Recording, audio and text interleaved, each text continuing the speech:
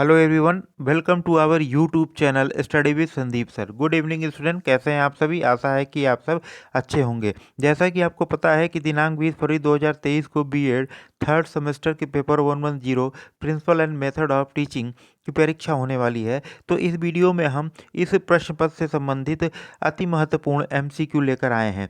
यदि यह वीडियो आपको अच्छा लगे तो इसको लाइक कीजिएगा, इसको शेयर कीजिएगा, और यदि आप हमारे चैनल पर नए हैं तो चैनल को सब्सक्राइब करना मत भूलिएगा। तो आइए, जो इस मॉडल प्रश्न पत्र में जो प्रश्न पूछे गए हैं उनको एक एक करके हम देखते हैं और उनके उत्तर को जानते हैं। तो इस मॉडल प्रश्न पत्र का जो पहला प्रश्न है वह है कि शिक्षण शब्द अंग्रेजी भाषा के टीचिंग शब्द से बना है, जिसका तात्पर्य है। ऑप्शन ए है पढ़ना, ऑप्शन बी सीखना, ऑप्शन सी लिखना, ऑप्शन डी इनमें से कोई नहीं। तो शिक्षण शब्द का जो अंग्रेजी रूपांतरण है वो टीचिंग है और इसका तात्पर्य होता है वो होता है सीखना। तो प्रश्न संख्या एक का ऑप्शन बी जो है वह आपका सही उत्तर होगा। अगले प्रश्न की ओर हम चलते हैं, प्रश्न संख्या 2। इसमें पूछा गया है कि शिक्षण एक त्रिध्रुवीय प्रक्रिया है, यह कथन किसका है। Teaching is a tripolar process, यह स्टेटमेंट किसका है। तो ऑप्शन ए दिया एडम्स, ऑप्शन बी दिया John Dewey, option C Smith, option D में से कोई नहीं। तो एडम्स ने जो है शिक्षण को द्विध्रुवी बाईपोलर प्रोसेस माना है और जॉन डेवी ने ट्राईपोलर प्रोसेस। तो जॉन डेवी इसका जो सही उत्तर होगा प्रश्न संख्या 2 का ऑप्शन बी इसका जो है सही उत्तर होगा। जॉन डेवी ने शिक्षण को ट्राईपोलर प्रोसेस माना है। अगले प्रश्न की ओर चलते हैं, प्रश्न संख्या 3। जिसमें आपसे पूछा गया है कि शिक्षण के 3 ध्रुव कौन कौन से हैं। तो जैसा अभी हमने आपको बताया कि जॉन डेवी ने शिक्षण को ट्राईपोलर प्रोसेस माना है। उन्होंने शिक्षण के 3 ध्रुव बताए हैं और वो 3 ध्रुव हैं शिक्षक, शिक्षार्थी और पाठ्यक्रम। तो प्रश्न संख्या 3 का ऑप्शन सी जो है आपका सही उत्तर होगा। अगले प्रश्न को हम देखते हैं, प्रश्न संख्या 4। इसमें पूछा गया कि शिक्षण की प्रकृति कैसे होती है। ऑप्शन ए दिया है उद्देश्यपूर्ण, ऑप्शन बी है उपचारात्मक, ऑप्शन सी विकासात्मक, ऑप्शन डी उपरोक्त सभी। तो जो शिक्षण की प्रकृति होती है वो उद्देश्यपूर्ण भी होती है, उपचारात्मक भी होती है और विकासात्मक भी होती है। तो आपका जो सही उत्तर हो जाएगा वो हो जाएगा ऑप्शन डी उपरोक्त सभी। प्रश्न संख्या 4 का ऑप्शन डी सही उत्तर है। अगले प्रश्न की ओर हम चलते हैं, प्रश्न संख्या 5। इसमें जो है पूछा गया कि शिक्षण की प्रकृति विद्यार्थियों के किन किन पक्षों को अभिप्रेरित करती है। ऑप्शन ए है संज्ञानात्मक, ऑप्शन बी है भावात्मक, ऑप्शन सी क्रियात्मक, ऑप्शन डी जो है उपरोक्त सभी। तो शिक्षण की जो प्रकृति है वो विद्यार्थियों के संज्ञानात्मक पक्षों को भी अभिप्रेरित करती है, भावात्मक पक्षों को भी अभिप्रेरित करती है और क्रियात्मक पक्षों को भी अभिप्रेरित करती है। यानी शिक्षार्थी के तीनों पक्षों को वो अभिप्रेरित करती है। तो आपका जो सही उत्तर हो जाएगा वो हो जाएगा ऑप्शन डी उपरोक्त सभी। अगले प्रश्न की ओर हम चलते हैं, प्रश्न संख्या 6। इसमें आपको यह बताना है कि कौन सा कथन सत्य है। कथन दिए हुए हैं उसमें से आप छांट करके बताइए। ऑप्शन ए दिया है कि शिक्षण ये जो कला कला है, शिक्षण क्या है वो आर्ट है। ऑप्शन बी है कि शिक्षण विज्ञान है, ऑप्शन सी है कि शिक्षण कला और विज्ञान दोनों है, ऑप्शन डी है कि शिक्षण न तो कला है न तो विज्ञान है। तो जैसा हम जानते हैं कि शिक्षण क्या है, शिक्षण कला और विज्ञान दोनों है। तो प्रश्न संख्या 6 का ऑप्शन सी जो है आपका सही उत्तर हो जाएगा। अगले प्रश्न की ओर हम चलते हैं, प्रश्न संख्या 7। इसमें पूछा गया है कि निम्न में से कौन सा कथन सत्य नहीं है। शिक्षण, ऑप्शन ए है कि शिक्षण सर्वांगीण विकास की प्रक्रिया है, यह तो सत्य है। ऑप्शन बी है कि शिक्षण एक सामाजिक प्रक्रिया है, यह भी कथन सत्य है। ऑप्शन सी है कि शिक्षण एक द्विध्रुवी प्रक्रिया है, यह भी कथन सत्य है। एडम्स ने जो शिक्षण को द्विध्रुवी प्रक्रिया माना है, बाईपोलर प्रोसेस माना है। ऑप्शन डी है कि शिक्षण एक गतिहीन प्रक्रिया है, ये जो कथन सत्य नहीं है, ये गलत है। तो प्रश्न संख्या 7 का ऑप्शन डी जो है आपका सही उत्तर हो जाएगा। अगले प्रश्न को हम देखते हैं, प्रश्न संख्या 8। इसमें पूछा गया कि शिक्षण का केंद्र बिंदु है। ऑप्शन ए अध्यापक, ऑप्शन बी समाज, ऑप्शन सी बालक, ऑप्शन डी विषय। तो शिक्षण का जो केंद्र बिंदु होता है वो होता है बालक। प्रश्न संख्या 8 का ऑप्शन सी जो है वह सही उत्तर होगा। अगले प्रश्न को हम देखते हैं। इसमें एक स्टेटमेंट है और बताना है कि किसका है। तो इसमें पूछा गया कि शिक्षण एक द्विध्रुवी प्रक्रिया है, teaching is A bipolar process, यह कथन है। तो जो अभी हमने आपको बताया कि शिक्षण को द्विध्रुवी प्रक्रिया किसने माना है, एडम्स ने। तो प्रश्न संख्या 9 का ऑप्शन बी जो है वह आपका सही उत्तर हो जाएगा। अगले प्रश्न की ओर हम चलते हैं, प्रश्न संख्या 10। आधुनिक अवधारणा के अनुसार शिक्षण क्या है? आधुनिक अवधारणा जो शिक्षण को त्रिध्रुवी यानी ट्राइपोलर प्रोसेस मानती है। तो प्रश्न संख्या 10 का ऑप्शन बी जो है वह आपका सही उत्तर हो जाएगा। जॉन डेवी ने भी शिक्षण को ट्राइपोलर प्रोसेस माना, उसके साथ साथ रायबर्न जो है उन्होंने भी शिक्षण को ट्राइपोलर प्रोसेस वो भी मानते हैं। तो आधुनिक अवधारणा जो है शिक्षण को त्रिध्रुवी प्रक्रिया मानती है। तो प्रश्न संख्या 10 का ऑप्शन बी आपका सही उत्तर होगा। अगले प्रश्न को हम देखते हैं, प्रश्न संख्या 11। इसमें जो है आपसे पूछा गया है कि कौन सा कथन सत्य नहीं है। ऑप्शन ए दिया है कि शिक्षण एक व्यावसायिक प्रक्रिया है।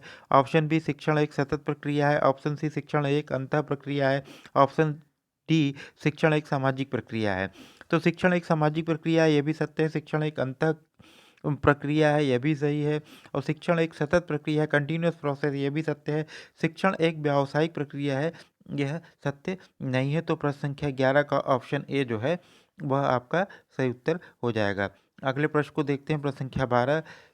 इसमें पूछा गया कि शिक्षण प्रदान करता है। ऑप्शन ए ज्ञान, ऑप्शन बी समझ, ऑप्शन सी कौशल, ऑप्शन डी उपरोक्त सभी। तो शिक्षण ज्ञान, समझ और कौशल तीनों प्रदान करता है। तो प्रश्न संख्या 12 का ऑप्शन डी जो है वह आपका सही उत्तर हो जाएगा। अगले प्रश्न की ओर हम चलते हैं, प्रश्न संख्या 13, जिसमें आपसे पूछा गया है कि शिक्षण की प्रक्रिया प्रभावित होती है। ऑप्शन ए शासन प्रणाली से, ऑप्शन बी सामाजिक परिस्थितियों से, ऑप्शन सी दार्शनिक परिस्थितियों से, ऑप्शन डी उपरोक्त सभी से। तो शिक्षण की जो प्रक्रिया होती है वो किसी भी राष्ट्र की किस प्रकार की शासन प्रणाली है, वहाँ की सामाजिक परिस्थितियाँ कैसी हैं, वहाँ की दार्शनिक परिस्थितियाँ कैसी हैं, इन सभी से प्रभावित होती है। तो इस प्रश्न का जो सही उत्तर हो जाएगा वो हो जाएगा ऑप्शन डी उपरोक्त सभी से। अगले प्रश्न को हम देखते हैं, प्रश्न संख्या 14। इसमें पूछा गया कि शिक्षण प्रक्रिया शिक्षक प्रधान मानी जाती है।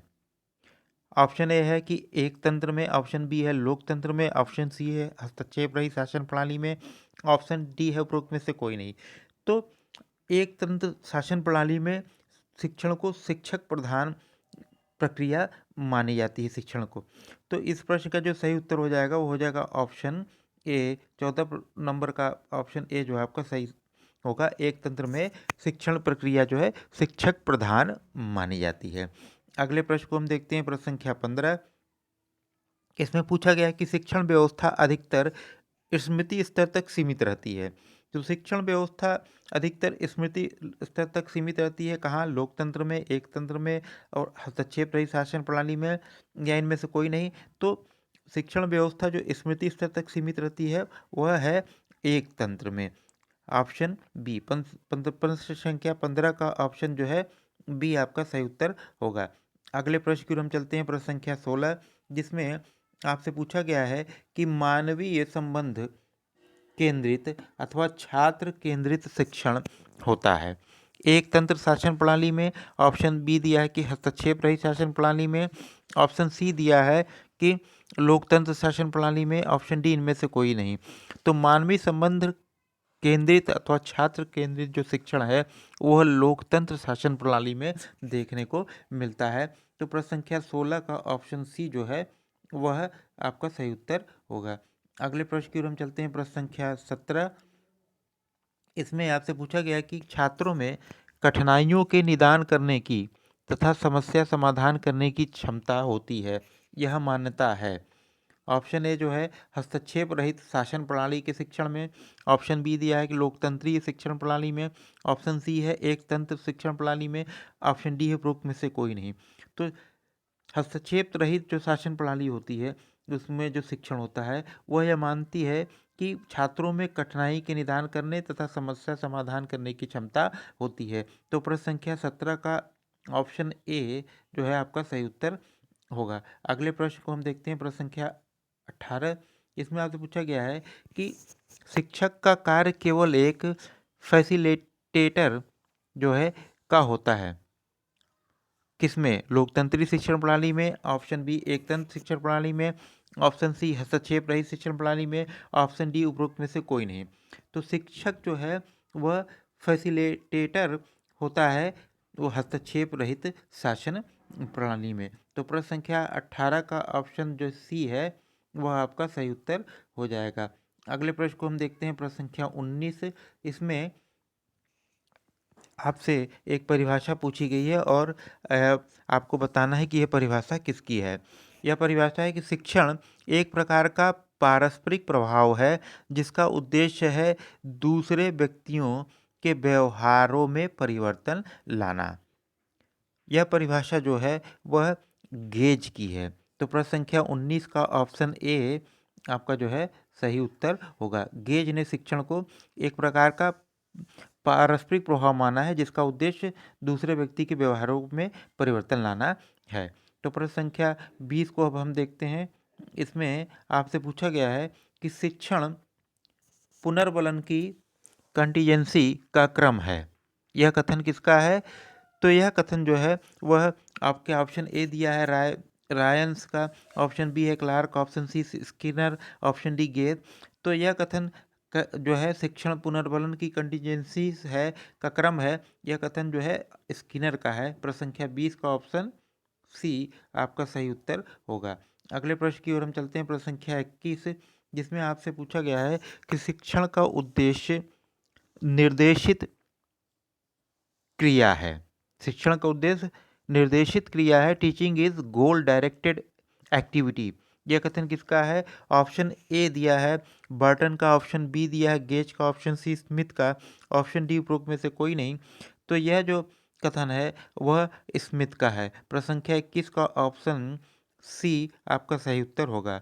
अगले प्रश्न की ओर चलते हैं। प्रश्न संख्या 22 इसमें आपसे पूछा गया है कि समस्त शिक्षण का अर्थ है सीखने में वृद्धि करना। यह कथन है। ऑप्शन ए दिया है जेम्स एम थाइन, ऑप्शन बी दिया है गेज, ऑप्शन सी दिया है स्मिथ, ऑप्शन डी दिया है क्लार्क। तो इस प्रश्न का जो सही उत्तर होगा वो होगा ऑप्शन ए जेम्स एम थाइन। प्रश्न संख्या 22 का ऑप्शन ए जो है वो आपका सही उत्तर होगा। अगले प्रश्न को हम देखते हैं। प्रश्न संख्या 23 इसमें आपसे पूछा गया है कि दूसरे को सिखाने, दिशा निर्देश देने एवं उन्हें निर्देशित करने की प्रक्रिया शिक्षण है। यह कथन किसका है? ऑप्शन ए है स्किनर का, ऑप्शन बी है टेलर का, ऑप्शन सी है रेयांस का, ऑप्शन डी है क्लार्क का। तो यह कथन जो है रेयांस का है।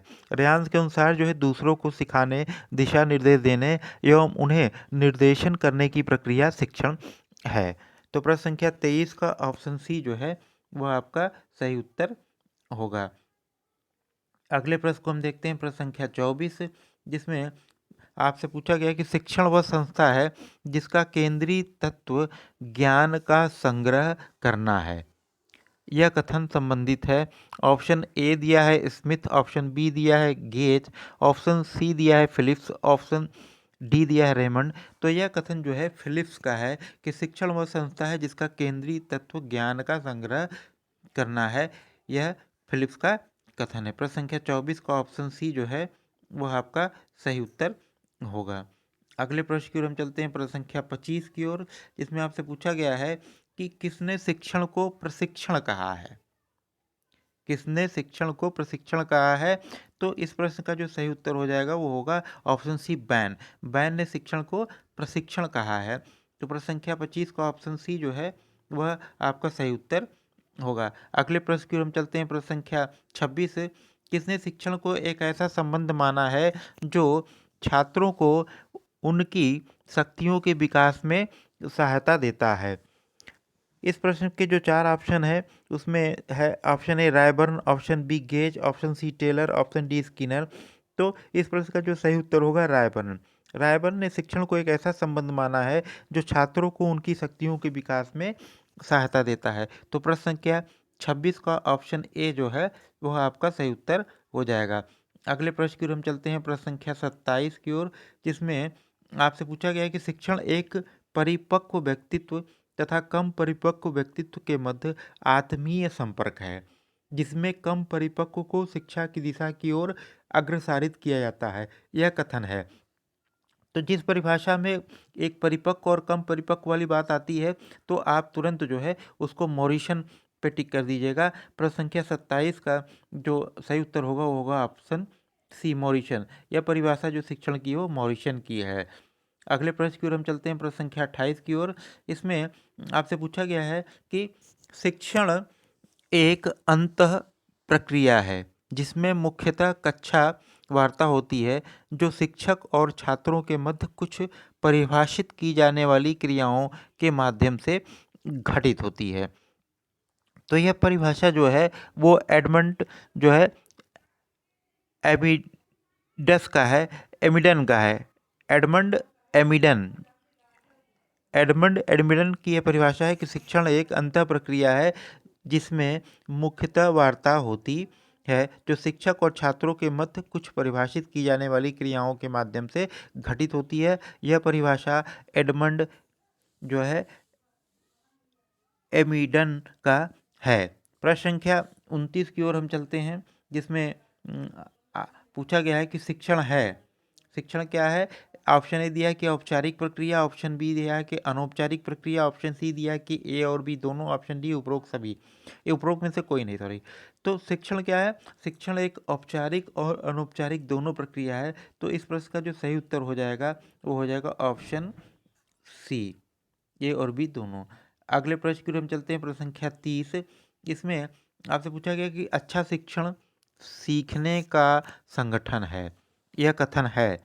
ऑप्शन ए है Marshall, option B Morrison, option C Burton, option D Gage. तो अच्छा शिक्षण सीखने का संगठन है, यह कथन मार्शल का है।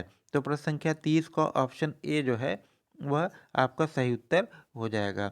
अगले प्रश्न को हम देखते हैं, प्रश्न संख्या 31, जिसमें आपसे पूछा गया है कि किसने शिक्षण प्रक्रिया के 4 अंग शिक्षक, शिक्षार्थी, पाठ्यक्रम और वातावरण बताया है। ऑप्शन ए है जॉन डेवी, ऑप्शन बी है एडम्स, ऑप्शन सी है हॉर्न, ऑप्शन डी रायबर्न। तो हॉर्न ने जो है वह शिक्षण प्रक्रिया के 4 अंग बताए हैं, शिक्षक, शिक्षार्थी, पाठ्यक्रम और वातावरण। तो प्रश्न संख्या 31 का ऑप्शन सी जो है हॉर्न, वह आपका सही उत्तर हो जाएगा। अगले प्रश्न की ओर हम चलते हैं, प्रश्न संख्या 32। इसमें आपसे पूछा गया है कि द लिटिल ऑक्सफोर्ड डिक्शनरी के अनुसार शिक्षण का अर्थ है। ऑप्शन ए ज्ञान प्रदान करना, ऑप्शन बी कौशल का विकास, ऑप्शन सी अनुदेशन देना, ऑप्शन डी उपरोक्त सभी। तो शिक्षण का अर्थ लिटिल ऑक्सफोर्ड डिक्शनरी के अनुसार ज्ञान प्रदान करना भी है, कौशल का विकास भी है, अनुदेशन देना भी है। तो इस प्रश्न का जो सही उत्तर होगा वो होगा ऑप्शन डी उपरोक्त सभी। प्रश्न संख्या 33 की ओर हम चलते हैं। इसमें आपसे पूछा गया है कि एजुकेशनल इमेजिनेशन पुस्तक के लेखक हैं। तो एजुकेशनल इमेजिनेशन नामक पुस्तक जो है वह लिखी है इलियट इसनर ने। इलियट इसनर की यह पुस्तक है जो 1985 में लिखी गई है। तो यह प्रश्न जो प्रश्न संख्या 33 है उसका सही उत्तर हो जाएगा ऑप्शन ए इलियट इसनर। अगले प्रश्न की ओर हम चलते हैं, प्रश्न संख्या 34। इसमें आपको जो है कुछ कथन दिए गए हैं और उसमें से कथन छांटना है कि कौन सा कथन सत्य है। तो ऑप्शन ए दिया है कि अच्छा शिक्षण सुनियोजित होता है, ऑप्शन बी दिया है कि अच्छा शिक्षण प्रेरणात्मक होता है, ऑप्शन सी है कि अच्छा शिक्षण सुझावात्मक होता है, और ऑप्शन डी है कि उपरोक्त सभी। तो ये तीनों कथन सत्य है कि अच्छा शिक्षण सुनियोजित होता है, ये सत्य है। अच्छा शिक्षण प्रेरणात्मक होता है, यह भी सत्य है। अच्छा शिक्षण सुझावात्मक होता है, यह भी सत्य है। तो तीनों कथन जो सत्य हैं, तो आपका ऑप्शन डी जो है सही उत्तर हो जाएगा उपरोक्त सभी। अगले प्रश्न की ओर हम चलते हैं, प्रश्न संख्या 35। इसमें आपसे पूछा गया है कि निम्नलिखित में शिक्षण की विशेषता है। ऑप्शन ए दिया है कि अच्छा शिक्षण बालक के अनुभवों को मान्यता देता है, ऑप्शन बी है कि अच्छा शिक्षण शिक्षक के अनुभवों को मान्यता देता है, ऑप्शन सी है कि ऐसा अच्छा शिक्षण जो है ज्ञान का मूल्यांकन करता है, ऑप्शन डी है कि उपरोक्त सभी। तो शिक्षण की जो विशेषता है वह ये तीनों है कि अच्छा शिक्षण बालक के जो अनुभव उनको मान्यता देता है, अच्छा शिक्षण जो है शिक्षक के अनुभवों को भी मान्यता देता है, और अच्छा शिक्षण ज्ञान का मूल्यांकन भी करता है। तो प्रश्न संख्या 35 का ऑप्शन डी जो है वह आपका सही उत्तर हो जाएगा।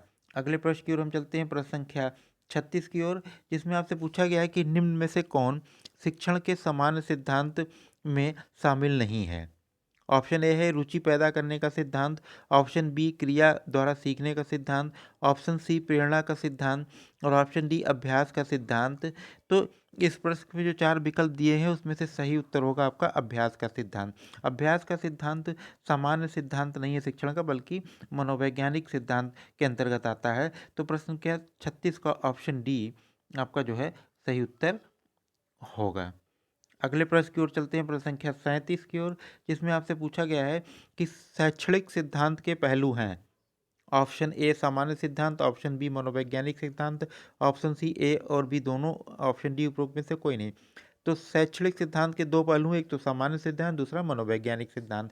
तो प्रश्न संख्या 37 का ऑप्शन सी जो है वह सही उत्तर हो जाएगा, आप ए और बी दोनों। अगले प्रश्न की ओर चलते हैं, प्रश्न संख्या 38 की ओर, जिसमें आपसे पूछा गया है कि निम्न में से कौन सा एक शिक्षण के समान सिद्धांत में शामिल है। ऑप्शन ए दिया है अभिप्रेरणा का सिद्धांत, ये तो मनोवैज्ञानिक सिद्धांत है। ऑप्शन बी दिया है नियोजन का सिद्धांत। ऑप्शन सी दिया है अभ्यास का सिद्धांत, यह भी जो है मनोवैज्ञानिक सिद्धांत है। ऑप्शन डी दिया है प्रबलन का सिद्धांत। तो इसमें जो सही उत्तर होगा वो होगा नियोजन का सिद्धांत। नियोजन का सिद्धांत जो है शिक्षण के सामान्य सिद्धांत में शामिल है। तो प्रश्न संख्या 38 का ऑप्शन बी आपका जो है सही उत्तर होगा। बाकी जो तीनों सिद्धांत हैं वो मनोवैज्ञानिक सिद्धांत के अंतर्गत आते हैं। अगले प्रश्न की ओर हम चलते हैं, प्रश्न संख्या 39 की ओर, जिसमें आपसे पूछा गया है कि शिक्षण के मनोवैज्ञानिक सिद्धांत के अंतर्गत किसमें शिक्षण में अपेक्षित व्यवहार के लिए प्रोत्साहन करना या जारी रखना आदि होता है। ऑप्शन ए दिया है अभिप्रेरणा का सिद्धांत, ऑप्शन बी प्रबलन का सिद्धांत, ऑप्शन सी अभ्यास का सिद्धांत, ऑप्शन डी मनोरंजन का सिद्धांत। तो अभिप्रेरणा का जो सिद्धांत होता है शिक्षण का है, उसमें अपेक्षित व्यवहार के लिए प्रोत्साहित करना या जारी रखना आदि होता है। तो प्रश्न संख्या 39 का ऑप्शन ए आपका जो है वह सही उत्तर हो जाएगा। अगले प्रश्न की ओर हम चलते हैं, प्रश्न संख्या 40 की ओर, जिसमें आपसे पूछा गया है कि शिक्षण के किस मनोवैज्ञानिक सिद्धांत को जो है ज्ञान को स्थायी बनाने के लिए प्रयोग में लाया जाता है। शिक्षण का वह कौन सा मनोवैज्ञानिक सिद्धांत है जो ज्ञान को स्थायी बनाने के लिए प्रयोग में लाया जाता है। तो ऑप्शन ए दिया है कि सहानुभूति एवं सहयोग का सिद्धांत, ऑप्शन बी उपचारात्मक शिक्षण का सिद्धांत, ऑप्शन सी प्रबलन का सिद्धांत, ऑप्शन डी इंद्रियों को प्रशिक्षित करने का सिद्धांत। तो इस प्रश्न का जो सही उत्तर होगा वो होगा इंद्रियों को प्रशिक्षित करने का सिद्धांत। इस सिद्धांत का उपयोग करके ज्ञान को स्थायी बनाया जाता है। प्रश्न संख्या 40 का ऑप्शन डी आपका जो है वह सही उत्तर है। अगले प्रश्न की ओर चलते हैं, प्रश्न संख्या 41 की ओर, जिसमें आपसे पूछा गया है कि शिक्षण कार्य के उत्तम संपादन हेतु किस ज्ञान की महती आवश्यकता होती है। तो शिक्षण कार्य के उत्तम संपादन हेतु जो है आपको शिक्षण के सूत्र की जो है आवश्यकता होती है। तो प्रश्न संख्या 41 का ऑप्शन सी आपका सही उत्तर होगा। अगले प्रश्न की ओर हम चलेंगे, प्रश्न संख्या 42, जिसमें आपसे पूछा गया है कि शिक्षण के सूत्र हैं। शिक्षण के सूत्र हैं, ऑप्शन ए सरल से जटिल की ओर, ऑप्शन बी ज्ञात से अज्ञात की ओर, ऑप्शन सी स्थूल से सूक्ष्म की ओर, ऑप्शन डी उपरोक्त सभी। तो ये जो तीनों है वो शिक्षण के सूत्र ही हैं। सरल से जटिल की ओर भी शिक्षण का सूत्र है, ज्ञात से अज्ञात की ओर भी शिक्षण का सूत्र है, और स्थूल से सूक्ष्म की ओर भी शिक्षण का सूत्र है। तो आपका जो सही उत्तर हो जाएगा प्रश्न संख्या 42 का वो होगा ऑप्शन डी उपरोक्त सभी। अगले प्रश्न की ओर हम चलते हैं, प्रश्न संख्या 43 की ओर, जिसमें आपसे पूछा गया है कि किसने पहली बार शिक्षण सिद्धांत शब्दों का प्रयोग उन अर्थों में किया जिनमें वह आज प्रयोग में होता है। एक बार यह प्रश्न फिर से सुन लीजिए कि किसने पहली बार शिक्षण के सिद्धांतों का प्रयोग जो है सिद्धांतों का प्रयोग उन अर्थों में किया जिनमें वह आज प्रयोग में होता है। यह प्रश्न संख्या आपके है 43। इसका जो ऑप्शन है वह है कि एक मिनट, प्रश्न संख्या 43 में है ना, प्रश्न संख्या 43 में आपसे पूछा गया किसने पहली बार शिक्षण सिद्धांत शब्दों का प्रयोग उन अर्थों में किया है जिनमें वह आज प्रयोग होता है। तो इस प्रश्न में 4 ऑप्शन दिए गए। पहला ऑप्शन है जेम्स ब्रूनर, ऑप्शन बी दिया है कि पैटरसन, ऑप्शन सी दिया है कर्लिंगर, ऑप्शन डी उपरोक्त में से कोई नहीं। तो इस प्रश्न का जो सही उत्तर होगा वो होगा जेम्स ब्रूनर। जेम्स ब्रूनर ने जो है शिक्षण सिद्धांतों का प्रयोग जो है उन अर्थों में किया था जिसका आज हम लोग प्रयोग करते हैं सबसे पहले। प्रश्न संख्या 43 का ऑप्शन ए जो है आपका सही उत्तर होगा। अगले प्रश्न की ओर हम चलते हैं, प्रश्न संख्या 44 की ओर। इसमें आपसे पूछा गया है कि शिक्षण के सिद्धांतों को शिक्षण के लिए पथ प्रदर्शक मानना त्रुटिपूर्ण होगा। आ- प्रश्न संख्या 44 जो पूछ रहा है कि सीखने के सिद्धांतों को शिक्षण के लिए पथ प्रदर्शक मानना त्रुटिपूर्ण होगा, यह कथन किसका है? ऑप्शन ए दिया है स्किनर का, ऑप्शन बी दिया है जेम्स ब्रूनर का, ऑप्शन सी दिया है कर्लिंगन का, ऑप्शन डी दिया है पीटरसन का। तो इस प्रश्न का जो सही सिद्धांत होगा वो होगा जेम्स ब्रूनर। जेम्स ब्रूनर ने यह कहा है कि सीखने के सिद्धांतों को जो है शिक्षण के पथ प्रदर्शक मानना जो है वह त्रुटिपूर्ण होगा। तो प्रश्न संख्या 44 का ऑप्शन बी जो है आपका सही उत्तर होगा। अगले प्रश्न की ओर हम चलते हैं, प्रश्न संख्या 45 की ओर, जिसमें पूछा गया आपसे कि शिक्षण का वह सिद्धांत जो तत्व विज्ञान एवं ज्ञानवाद की उपसंज्ञाओं पर आधारित है। शिक्षण का वह सिद्धांत जो तत्व विज्ञान यानी मेटाफिजिक्स और ज्ञानवाद की उपसंज्ञाओं पर आधारित है। ऑप्शन ए दिया है कि शिक्षण का औपचारिक सिद्धांत, ऑप्शन बी दिया है विचारोत्पादक शिक्षण का सिद्धांत, जिसको हम लोग म्यूटिक सिद्धांत थ्योरी के नाम से भी जानते हैं टीचिंग के, ऑप्शन सी दिया है कि प्रमाणिक शिक्षण का सिद्धांत, ऑप्शन डी दिया है कि उपरोक्त में से कोई नहीं। तो इस प्रश्न का जो सही उत्तर होगा वो हो जाएगा ऑप्शन ए, शिक्षण का औपचारिक सिद्धांत, फॉर्मल थ्योरी ऑफ टीचिंग। प्रश्न संख्या 45 का ऑप्शन ए जो है वह आपका सही उत्तर होगा। अगले प्रश्न की ओर हम चलते हैं, प्रश्न संख्या 46 की ओर। इसमें आपसे पूछा गया है कि शिक्षण के विचारोत्पादक सिद्धांत म्यूटिक थ्योरी ऑफ टीचिंग के जन्मदाता हैं। ऑप्शन ए दिया है अरस्तु, ऑप्शन बी दिया है प्लेटो, ऑप्शन सी दिया है सुकरात, ऑप्शन डी दिया है इनमें से कोई नहीं।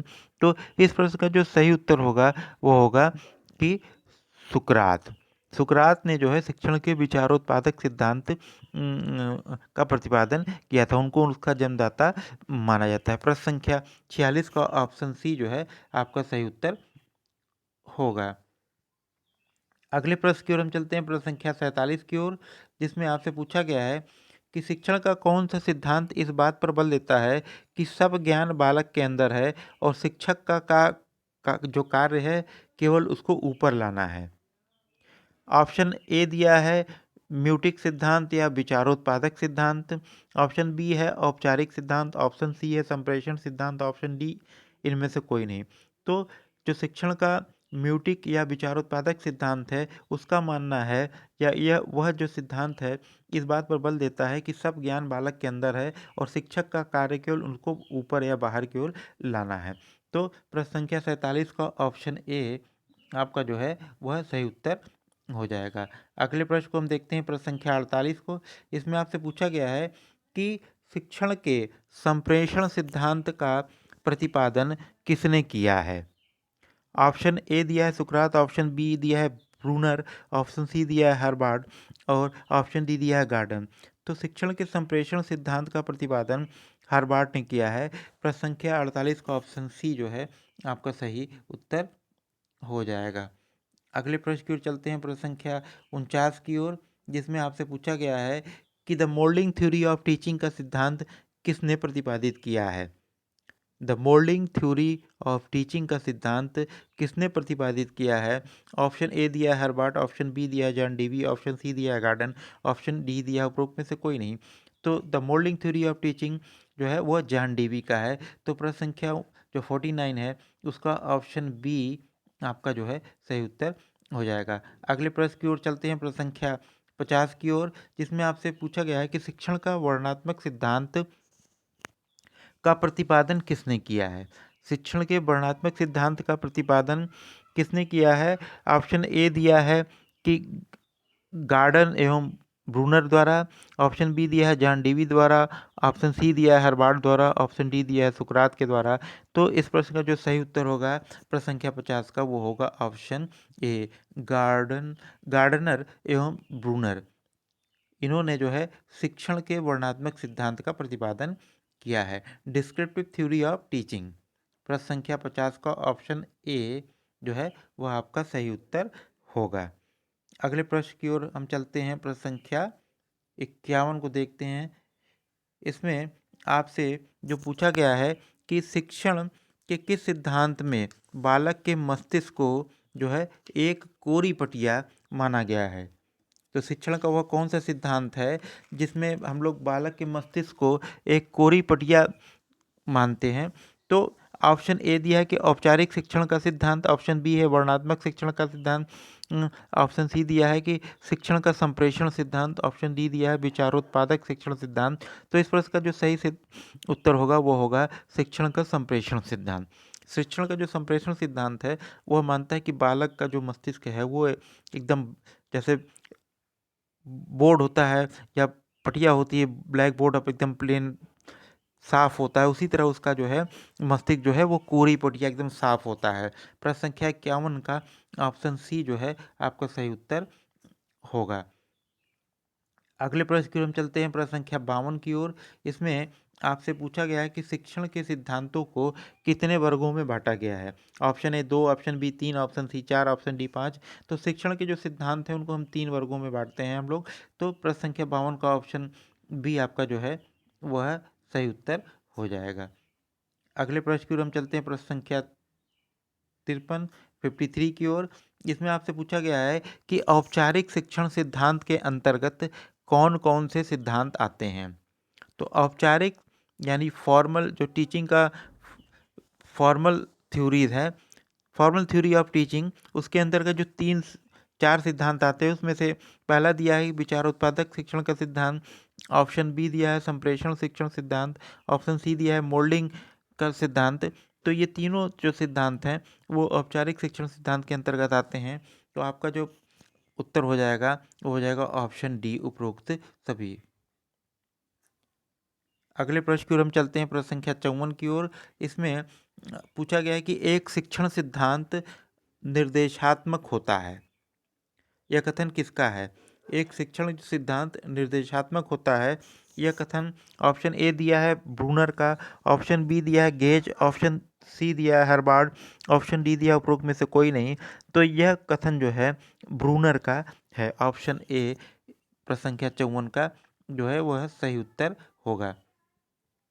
अगले प्रश्न की ओर चलते हैं, प्रश्न संख्या 55 की ओर, जिसमें आपसे पूछा गया है कि ज्ञानात्मक शिक्षण सिद्धांत के प्रवर्तक हैं।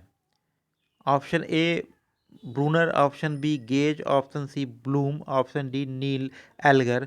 तो इस प्रश्न का जो सही उत्तर होगा कि ज्ञानात्मक शिक्षण सिद्धांत के प्रवर्तक जो है वह गेज हैं। प्रश्न संख्या 55 का ऑप्शन बी आपका सही उत्तर होगा। अगले प्रश्न की ओर हम चलते हैं, प्रश्न संख्या 56 की ओर। इसमें आपसे पूछा गया है कि शिक्षण के शिक्षक व्यवहार सिद्धांत को शिक्षण के शिक्षक व्यवहार सिद्धांत को किसने प्रस्तुत किया। ऑप्शन ए दिया है डीजी रायन ने, ऑप्शन बी दिया है नील एल्गर ने, ऑप्शन सी दिया है ब्लूम ने, ऑप्शन डी दिया है क्लार्क ने। तो शिक्षण के शिक्षक व्यवहार सिद्धांत को डीजी रायन ने प्रस्तुत किया है। तो प्रश्न संख्या 56 का ऑप्शन ए आपका जो है वह सही उत्तर होगा। अगले प्रश्न को हम देखते हैं, प्रश्न संख्या 57। इसमें आपसे पूछा गया है कि सामान्य शिक्षण सिद्धांत के प्रतिपादक हैं। सामान्य शिक्षण सिद्धांत के प्रतिपादक हैं general theory of teaching. Option A दिया है डीजी रायन, ऑप्शन बी दिया है सीटी क्लार्क, ऑप्शन सी दिया है स्मिथ, ऑप्शन डी उपयुक्त में से कोई नहीं। तो इस प्रश्न का जो सही उत्तर होगा वो होगा ऑप्शन बी सीटी क्लार्क ने जो है सामान्य शिक्षण सिद्धांत का प्रतिपादन किया है। प्रश्न संख्या 57 का जो ऑप्शन बी है वह आपका सही उत्तर होगा। अगले प्रश्न की ओर हम चलते हैं, प्रश्न संख्या 58 की ओर। इसमें आपसे पूछा गया है कि ब्रूनर ने शिक्षण सिद्धांत की 4 विशेषताओं की ओर संकेत किया है, उसमें शामिल हैं। अब ब्रूनर ने जो शिक्षण की 4 विशेषताएं बताई हैं उसमें से कौन कौन यहाँ शामिल है उसको आपको देखना। ऑप्शन ए दिया है कि सीखने की उन्मुक्तता, ऑप्शन बी है ज्ञान की संरचना, ऑप्शन सी क्रमशीलता, ऑप्शन डी उपरोक्त सभी।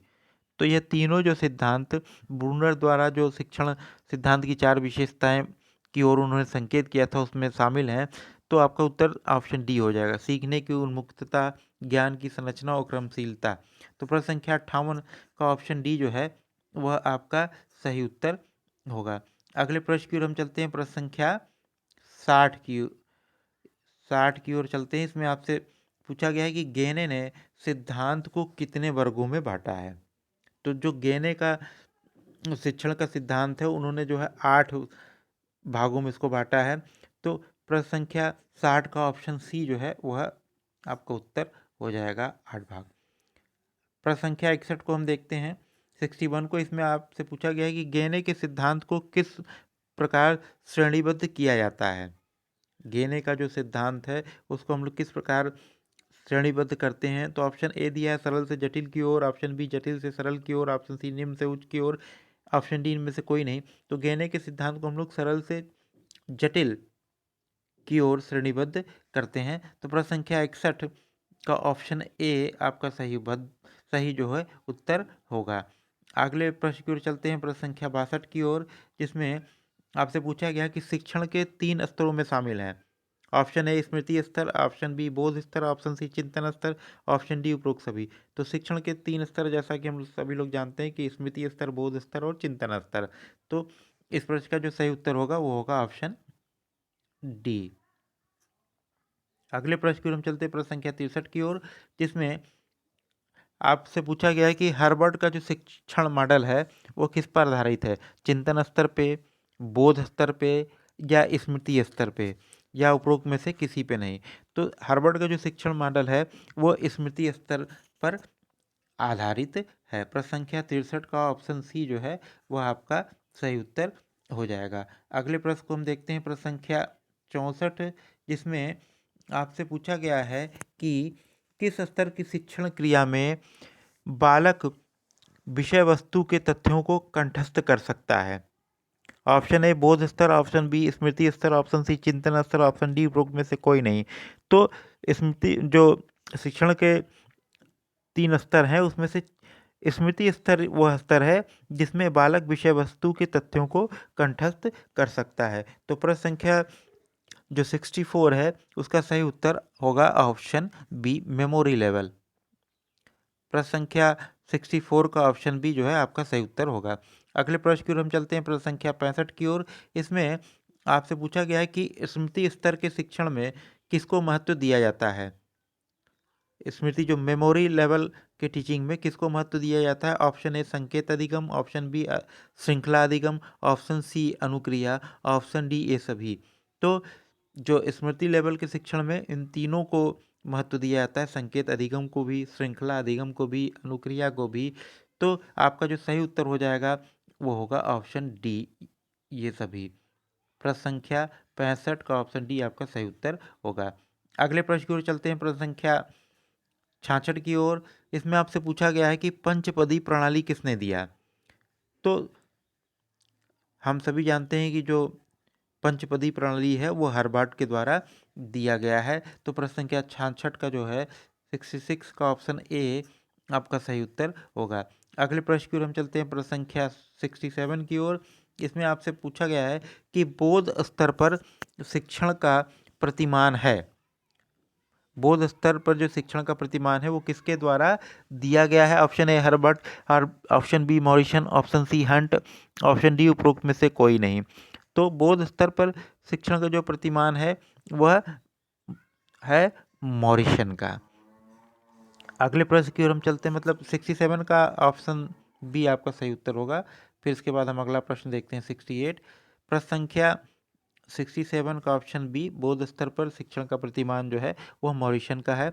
अगले प्रश्न की ओर हम चलते हैं 68 की ओर। इसमें आपसे पूछा गया है कि शिक्षण के चिंतन स्तर के प्रतिमान के प्रतिपादक हैं। शिक्षण का जो चिंतन स्तर का है, थिंकिंग लेवल, उसके वह प्रतिमान के प्रतिपादक कौन है। इसमें आपके ऑप्शन दिया गया है, option A Hunt, option B Morrison, option C Herbart, option D उपरोक्त में से कोई नहीं। तो इस प्रश्न का जो सही उत्तर होगा वो होगा ऑप्शन ए हंट। अगले प्रश्न की ओर चलते हैं, प्रश्न संख्या 69 की ओर। इसमें आपसे पूछा गया है कि स्मृति स्तर पर शिक्षण का मूल्यांकन किस प्रकार किया जाता है। मौखिक परीक्षा द्वारा, ऑप्शन बी लिखित परीक्षा द्वारा, या दोनों द्वारा, या इनमें से कोई नहीं। तो स्मृति स्तर पे जो शिक्षण का मूल्यांकन हम लोग करते हैं वो मौखिक और लिखित दोनों परीक्षाओं के द्वारा करते हैं। तो प्रश्न संख्या 69 का ऑप्शन सी आपका जो है वह सही उत्तर होगा। अगले प्रश्न की ओर हम चलते हैं, प्रश्न संख्या 70 की ओर। इसमें आपसे पूछा गया कि वाद विवाद विचार विमर्श किस प्रकार के शिक्षण से संबंधित हैं। तो वाद विवाद और विचार विमर्श यह जो है चिंतन स्तर के शिक्षण से संबंधित होते हैं। प्रश्न संख्या 70 का ऑप्शन बी थिंकिंग लेवल आपका सही उत्तर होगा। अगले प्रश्न की ओर हम चलते हैं, प्रश्न संख्या 71 की ओर, जिसमें आपसे पूछा गया है कि शिक्षण की अवस्थाएं हैं, शिक्षण की कौन कौन सी स्टेजेस हैं। ऑप्शन ए दिया है कि पूर्व क्रियावस्था, ऑप्शन बी दिया है अंतर क्रियावस्था, ऑप्शन सी दिया है कि उत्तर क्रियावस्था। तो इन प्रश्न में जो आपके आंसर जो 4 ऑप्शन दिए गए हैं, मतलब शिक्षण की 3 अवस्थाएं होती ही जानते हैं आप लोग, पूर्व क्रियावस्था, प्री एक्टिव, इंटरएक्टिव और पोस्ट एक्टिव। तो ये तीनों सही हैं। तो आपका जो प्रश्न संख्या 71 का ऑप्शन डी हो जाएगा, उपरोक्त सभी शिक्षण की तीनों अवस्थाएं हैं। प्रश्न संख्या 71 का ऑप्शन डी जो है वह आपका सही उत्तर होगा। अगले प्रश्न की ओर हम चलते हैं, प्रश्न संख्या 72 की ओर।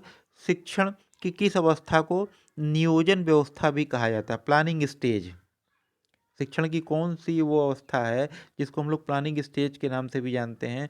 तो वह ऑप्शन ए दिया है कि पूर्व क्रिया अवस्था, ऑप्शन बी दिया है अंतर क्रिया अवस्था, ऑप्शन सी दिया है कि उत्तर क्रिया अवस्था, ऑप्शन डी इनमें से कोई नहीं। तो शिक्षण की नियोजन अवस्था जो होती है उसको हम लोग पूर्व क्रिया अवस्था, जहाँ हम लोग प्लानिंग करते हैं शिक्षण शुरू करने से पूर्व। तो 72 का जो है वो ऑप्शन ए आपका सही उत्तर हो जाएगा। क्वेश्चन नंबर 72 आप देखिए, इसका आंसर जो है वह ऑप्शन ए आपका सही उत्तर हो जाएगा। आगे हम चलते हैं प्रश्न संख्या 73 की ओर। इसमें आपसे पूछा गया है कि शिक्षण की किस अवस्था को जो है प्रत्यात्मक करने की अवस्था भी कहते हैं। शिक्षण की किस अवस्था को प्रत्यात्मक करने की अवस्था भी कहते हैं। ऑप्शन ए दिया है कि उत्तर क्रियावस्था, ऑप्शन बी दिया है कि अंतः क्रियावस्था, ऑप्शन सी दिया है कि पूर्व क्रियावस्था, ऑप्शन डी इनमें से कोई नहीं। तो शिक्षण की वह अवस्था जिसको हम लोग प्रत्यात्मक करने की अवस्था के नाम से भी जानते हैं वह है अंतः क्रिया अवस्था, इंटरएक्टिव स्टेज को। प्रश्न संख्या 73 का ऑप्शन बी जो है वह आपका सही उत्तर होगा। अगले प्रश्न की ओर चलते हैं, प्रश्न संख्या 74 की ओर। इसमें आपसे पूछा गया है कि किस अवस्था में शिक्षक पहले से तैयार की गई शिक्षण की योजना का कार्यान्वयन करता है। तो प्रश्न संख्या 74 का जो सही उत्तर होगा वो होगा अंतःक्रिया अवस्था, इंटरएक्टिव स्टेज। प्रश्न संख्या 74 का ऑप्शन बी जो है वह आपका सही उत्तर होगा।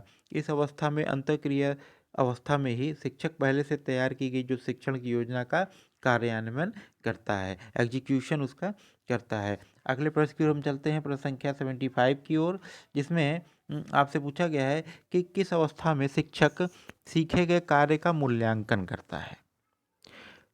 तो शिक्षक जो है सीखे गए कार्य का मूल्यांकन जो करता है वो है उत्तर क्रियावस्था में, ऑप्शन ए। प्रश्न संख्या 75 का ऑप्शन ए जो है आपका सही उत्तर होगा। तो इस प्रकार इस मॉडल प्रश्न पत्र में जो 75 प्रश्न आपके सामने हम लेकर आए थे उन सभी प्रश्नों के उत्तर जो है आपको प्राप्त हो गए हैं। तो यदि यह वीडियो आपको अच्छा लगे तो इसको लाइक कीजिएगा, इसको शेयर कीजिएगा, और यदि आप हमारे चैनल पर नए हैं तो चैनल को सब्सक्राइब करना मत भूलिएगा। जय हिंद।